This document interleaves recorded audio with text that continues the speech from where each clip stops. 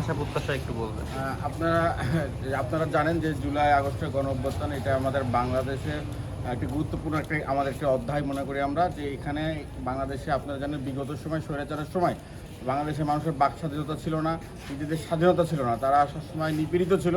আজকে 2 বছর পরে বাংলাদেশে একটি গণতান্ত্রিক রাষ্ট্র ব্যবস্থায় জনগণের প্রত্যক্ষ ভোটের মাধ্যমে একটি রাষ্ট্র পরিচালনা হচ্ছে, যে পরিচালনার মাধ্যমে বাংলাদেশ আজকে স্থিতিশীল রয়েছেন এবং সে বাংলাদেশকে রাষ্ট্র পরিচালনার দায়িত্বে রয়েছেন আমাদের মাননীয় প্রধানমন্ত্রী জনাব তারেক রহমান, যিনি সুষ্ঠুভাবে বাংলাদেশের সকল মতের মানুষকে ঐক্যবদ্ধভাবে নিয়ে এগিয়ে নিয়ে যাচ্ছে বাংলাদেশকে।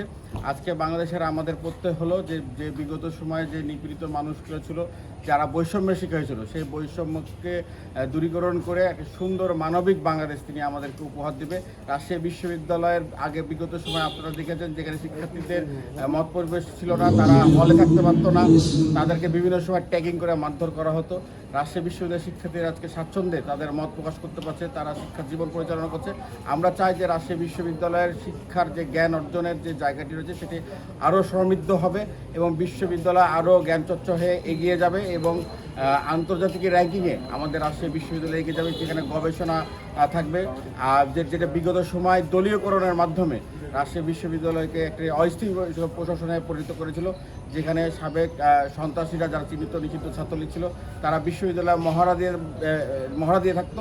আজকে রাজশাহী বিশ্ববিদ্যালয়ে সেই পরিবেশ নাই, এখানে সকলে সহাবস্থান এবং সক্রিয় রাজনৈতিক সংগঠনে আমরা সহাবস্থান নিশ্চিত করে সকলে আমরা আজকে সুন্দর একটি রাজশাহী বিশ্ববিদ্যালয় শিক্ষার্থীদেরকে উপহার দিতে পেরেছি।